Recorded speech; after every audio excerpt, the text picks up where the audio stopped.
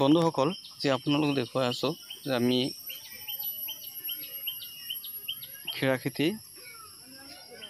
আপোনাৰ চাংগত কৰা ক্ষীৰা খেতিটো কেনেকৈ কৰিছে আৰু কি সাৰ কোবৰ দিছে সেইবিলাক আমি দাদাৰ পৰা শুনিম। এতিয়া কথা হ'ল দাদা কৰা খেতিটো কিমান ধুনীয়া হৈছে, দাদাক আমি থেংকছ জনাইছোঁ। আৰু এনেকুৱা ধুনীয়া খেতি পটককৈ দেখিবলৈ পোৱা নাযায়। আৰু দাদাই কৈছে যে প্ৰতি বছৰেই এই ক্ষীৰা খেতি কৰি 60-70 হাজাৰ টকা ইনকাম কৰে। এই বছৰত তেনেকৈ পদ্ধতি অৱলম্বন কৰিছে, যিহেতু খেতি এতিয়া হৈছে ফুলকলি আহি গ'ল। এইটো দাদাই মানে চাংগত কৰে, আৰু চাংগত কৰিলে কিমান খৰচ হয় দাদাৰ পৰা জানিম। ঠিক আছে, আপুনি চাওক যে ক্ষীৰা খেতিটো কিমান ধুনীয়া হৈছে। আৰু দাদাই কোৱা মতে ক্ষীৰা খেতিটোত আপোনাৰ প্ৰথমে কৈছে উন্নত জাতৰ গুটি আনিছে বুলি কৈছে, আৰু সেই গুটিটো আনি প্ৰথমে লগাই দিছে। লগোৱাৰ পাছত এতিয়া সাৰ গোবৰ এইবিলাক দিছে, আৰু তাৰ মাজে মাজে ডিউপি দি থাকে, আৰু দি থাকি মানে গছটো ধুনীয়াকৈ বনাইছে। চাওক, এবিঘামান মাটি কৰিছে। দাদাই কৈছে এইবছৰ আশা কৰিছে প্ৰায় 60-70 হাজাৰ টকামান বিক্ৰী কৰিব বুলি।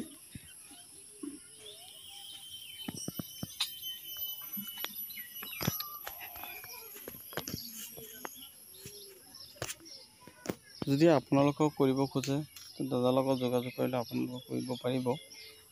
বহুত ধুনীয়া খেতি কৰে দাদা। যিটো আপোনাৰ চাংগত খেতি কৰিছে, চাং খেতিটোত মানে ইমান খৰচটো অলপ বেছি হ'লেও মানে এটা পাছত আনটো ফচিল কৰিব পাৰে। তাত মানে 2-3টা মানে সেই খেতি কৰিব পাৰে। যদি ক্ষীৰা খেতিটো শেষ হৈ যায় আকৌ বেলেগ কিবা লগাই দিব, এনেকুৱা চাংগত কিবা এটা পাছত আনটো লগাব পাৰে। সেইকাৰণে দাদা চাংগত খেতি কৰে, আৰু দাদাৰ চাংগত কৰা খেতিটো বহুত ধুনীয়া হৈছে। আৰু দাদা কোৱা মতে এইটোত খৰচ একেবাৰে কম বুলি কৈছে। ক্ষীৰা খেতি যিহেতু ক্ষীৰা খেতিত ইমান খৰচ বোলে নহয়েই। দাদাৰ এতিয়ালৈকে প্ৰায় 5,000 টকামান খৰচ হৈছে ক্ষীৰা খেতিটোত। আৰু দাদাই এইটো খেতিত বোলে কৰে আপোনাৰ ডিউপি আৰু ইউৰিয়াই অলপ চলপ দিয়ে, ইউৰিয়া বেছি নিদিয়ে, ডিউপি সাৰটো অলপ বেছি ব্যৱহাৰ কৰে। আৰু দাদা মানে বহুত কষ্ট কৰে খেতিটোত। আপোনাৰ চাক বহুত খেতিটো ধুনীয়া হৈছে, কিমান কষ্ট কৰি খেতিটো বনাইছে। দাদা অত্যাধিক কষ্ট কৰে।